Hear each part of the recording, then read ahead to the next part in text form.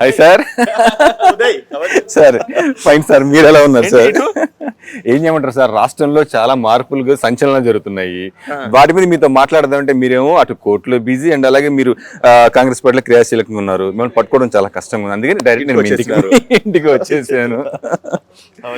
Fine sir, fine sir.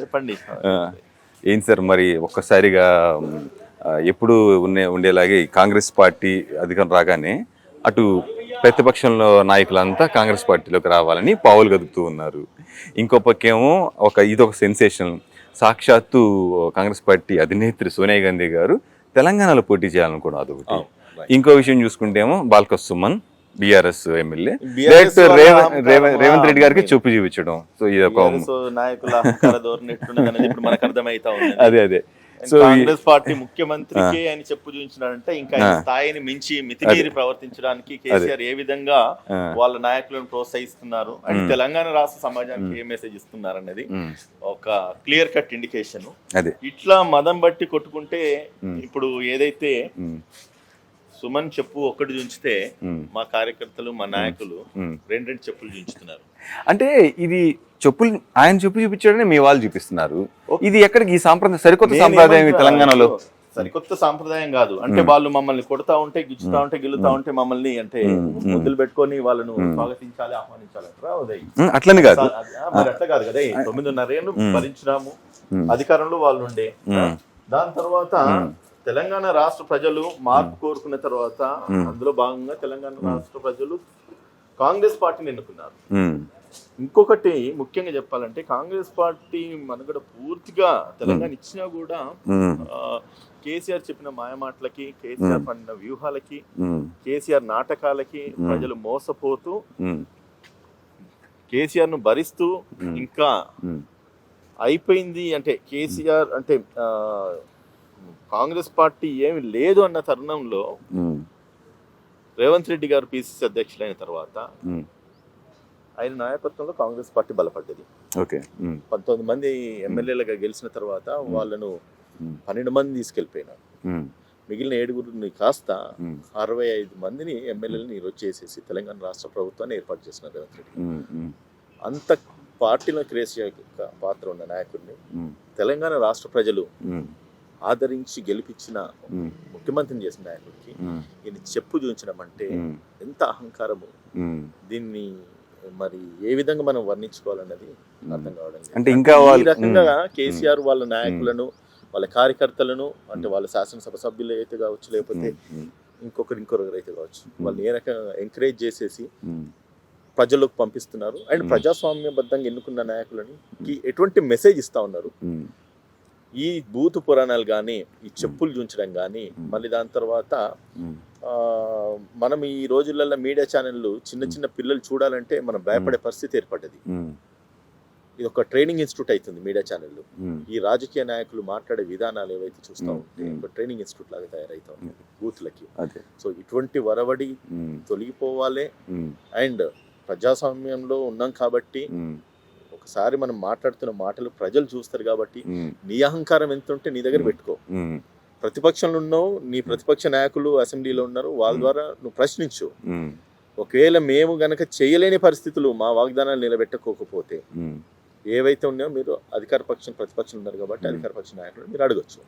అదంతా కూడా పక్కన పెట్టేసి ఏదో టీవీలలో కనబడుతున్నామా, మైకులు కనబడుతున్నాయా, కెమెరాలు వచ్చి మైకులు ముందు పెట్టింది కదా అని చెప్పి అడ్డగోలుగా మాట్లాడితే ఖచ్చితంగా మా నాయకులు ఖచ్చితంగా అదే విధంగా బుద్ధి చెప్తారు.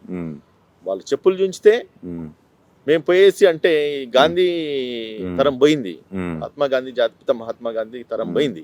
ఒక చెప్పు మీద కొడితే ఇంకో చెప్పు కాదు సూచుడు కాదు. నువ్వు ఒక్క చెప్పు సూచితే మేము 2 చెప్పులు చూస్తాం అన్న మెసేజ్ ఈరోజు బల్క సుమన్కి ఇచ్చాను. నేను పేపర్లో చదివితే వాళ్ళ నాయకులు కూడా ఆయన్ని చీదరించుకొని ఆయన ముఖం మీద ఉమ్మేస్తున్న పరిస్థితులు ఏర్పడ్డాయి. కనీసం ఒక్కరు స్పందించినారా? ఆయన ఏదైతే ఆయన బిహేవియర్ పట్ల ఎవరైతే మా కాంగ్రెస్ పార్టీ నాయకులు రియాక్ట్ అయినారు దానికి ఏ ఒక్క నాయకుడు వాళ్ళ సైడ్ నుంచి స్పందించినారా? లేదు కదా. దీన్ని బట్టి ఏమర్థమవుతుంది అంటే వాళ్ళు ఒక అహంకార ధోరణి ప్రజలు పూర్తిగా తిప్పికొడతా ఉన్నారు. అంటే ఇది కేసీఆర్ కేటీఆర్ ఇది లేకుండా సపోర్ట్ లేకుండా ఆయన అంత మాట అనగలరు అంటారా? శాతం ఇది కేసీఆర్ సపోర్ట్ చేస్తేనే జరిగింది, కేసీఆర్ మాట్లాడిస్తేనే జరుగుతా ఉన్నది. అదే ఇంకొక విషయం మనం గుర్తుపెట్టుకోవాల్సిన అవసరం ఉంది, ప్రతిసారి దళితులను అంటే కాంగ్రెస్ పార్టీ వైపు ఏదైతే అనాల్సి వచ్చినా కూడా దళిత నాయకులను తీసుకొని అనిపిస్తా ఉన్నాడు. ఎందుకంటే తిరిగి వాళ్ళని అనద్దు, ఒకవేళ అంటే గనక దళితులను అన్నారు, దళిత ద్రోహులు కాంగ్రెస్ పార్టీ వాళ్ళని చెప్పుకునే విధంగా ఈ రకంగా కేసీఆర్ రాజకీయాలు తెలంగాణ రాష్ట్ర ప్రజల్లోని ఏ విధంగా ఇన్ఫ్లుయెన్స్ చేస్తున్నాయి. ఒక దళిత నాయకుడై ఉండి పార్లమెంట్ సభ్యుడిగా ఎన్నుకోబడ్డాడు పెద్దపల్లి పార్లమెంట్ నుంచి, తర్వాత అదే చెన్నూరు నియోజకవర్గం నుంచి సుమన్ ఎమ్మెల్యేగా ఎన్నుకోబడ్డాడు. ఆయన గతాన్ని మర్చిపోయినాడు, ఆయన జీవితాన్ని మర్చిపోయినాడు. ఈ రోజు తెలంగాణ ఇచ్చింది కాంగ్రెస్ పార్టీ.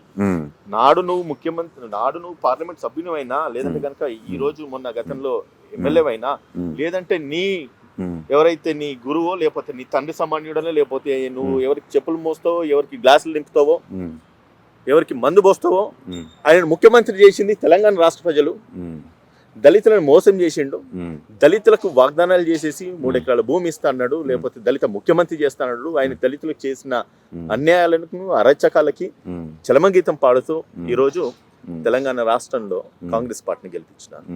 అటువంటి నాయకుణ్ణి ఏ విధంగా బానిసత్వం చేసుకుంటా ఆయన దగ్గర నువ్వు, ఏ విధంగా కుక్కలాగా నువ్వు పడుంటున్నావు, ఏ విధంగా కుక్కలాగా మరుగుతున్నావో దాన్ని తిప్పికొట్టే విధంగా ఈ రోజు కాంగ్రెస్ పార్టీ నాయకులు నీకు బుద్ధి చెప్తారు సుమన్.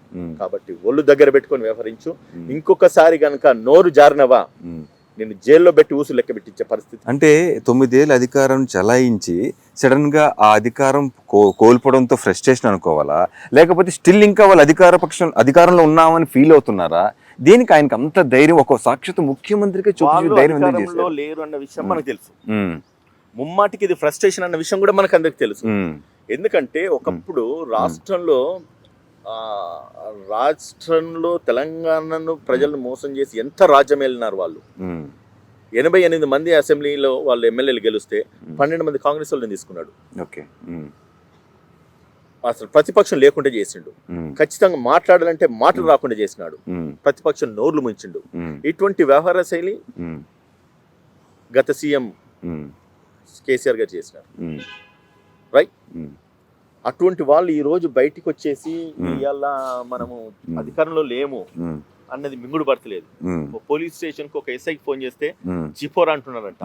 ఈ రోజు బీఆర్ఎస్ నాయకుడిని నేను పలానా వ్యక్తిని అంటే దోడ మీదకి వెళ్ళి ఒక్కడు తడుతున్నాడు పోలీసు. చెత్త నా కొడుకులారా, మీ వల్ల మా జీవితాలు నాశనం అయిపోయినాయి. పోలీసులకు కనీసం కానిస్టేబుల్లకు వాళ్ళకు కనీసం వారెంట్లు రాలేదు, వాళ్ళ ఉద్యోగ జీతాలు రాలే. ఇటువంటి పరిస్థితులలో తెలంగాణ రాష్ట్ర ప్రజలు, తెలంగాణ రాష్ట్ర పోలీసు కూడా నలిగిపోయింది.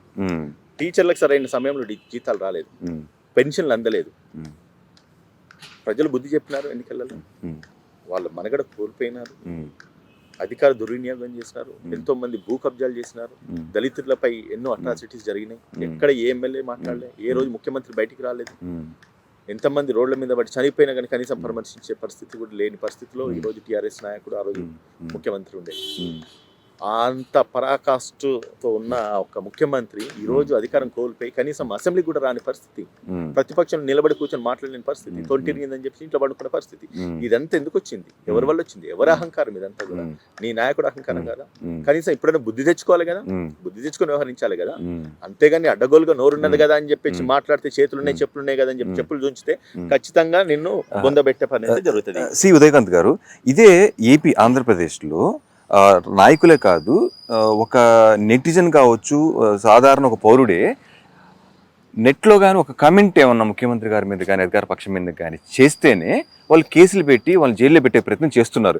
కానీ తెలంగాణలో మీరు డైరెక్ట్ గా సాక్షాత్ ముఖ్యమంత్రి గారిని చూపిస్తే మీరు ఎందుకు చట్టపరంగా చర్యలు తీసుకోలేదు? ఎందుకు అరెస్ట్ చేయట్లేదు? భయపడుతున్నారా? లేదు, ముమ్మాటికి ఆయన మీద ఎఫ్ఐఆర్ అయింది. మంచిర్యాల పోలీస్ స్టేషన్, మా డిస్ట్రిక్ట్ అది. మంచిర్యాల పోలీస్ స్టేషన్ లోనే ఆయన మీద 304B, 504, 506 సెక్షన్ల ప్రకారం అరెస్ట్ అయితే చెప్పులు చేతులు పట్టుకొని పారిపోయిండు. చెప్పులు చూపించిన ఇదే బల్కాసం అని మంచిర్యాల. ఇవాళ కనబడతలేడు.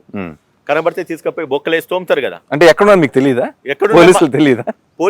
పోలీసులకు తెలియకుండా పారిపోయినాడు ఆయన. మరి ఫామ్ హౌస్ ఇట్లా ఆయన కాపాడినారో లేకపోతే ఇంకేం జరుగుతున్నదని మనకి తెలియదు. కానీ ఈ రోజు చూసుకుంటే ఉదయం ఆయన కనిపించట్లేదు. మీరు చూడండి ఎత్తుకోండి, మీకు దొరికితే ఇట్లా చెప్పని తీసుకపోయేసి వాళ్ళు జైలు కూర్చుని పెడతాము. లేదు మీరు ఏదో సాఫ్ట్ కారణం, ఎందుకంటే మీరు ఇదే రేవంత్ రెడ్డి గారు ప్రతిపక్షంలో ఉన్నప్పుడే చాలా అగ్రెసివ్గా చాలా ఇదిగా ఉండేవారు ఆయన. ఎవరు కేసీఆర్ మీద ఎవరి మీద అయినా చాలా ఇదిగా ఉండేవారు. అటువంటి రేవంత్ రెడ్డి గారికి ఎక్కడో నెమ్మదిగా ఉన్నట్టు అనిపిస్తుంది ఆయన ముఖ్యమంత్రి అయ్యాక. ఏమన్నా వాళ్ళ లెక్క దుర్మార్గాలు మేము చెయ్యము అని చెప్పి మా మీదికి చెప్పులు చూసిన వాళ్ళని మాత్రం చెప్పుకొని కొట్టకుండా వదలము. ఆయన తీసుకపోయి జైల్లో పెట్టుడే ఊసులెక్క పెట్టి. మరి ఇంకెందుకు లేటు? ఇప్పుడు చూపించి 2 రోజులు అవుతుంది, ఇంతవరకు ఎందుకు అరెస్ట్ చేయలేదు మీరు? అది అంటున్నాను కదా ఉదయ్. ఇప్పుడు భయానికి చెప్పులు చేతిలో పట్టుకుని, చెప్పులు చూసిన వ్యక్తి చెప్పులు చేతిలో పట్టుకొని పారిపోయిన తర్వాత ఇంకా మనం ఏం చేస్తాం? ఏదో ఒక రోజు ఏడుకెళ్ళి రాడా కేసీఆర్ ఫామ్ హౌస్ ఉండాలి, లేకపోతే ఇంకెక్కడ కేసీఆర్ కార్ డిక్కీలో దాచిపెట్టుకున్నా. కారు పోయింది, సర్కారు పోయింది కాబట్టి మరి ఇంకా డిక్కీల గిట్ల దాక్కున్నారేమో చూద్దాం. వాళ్ళు బయటకు వచ్చిన తర్వాత మనం మాట్లాడదాం.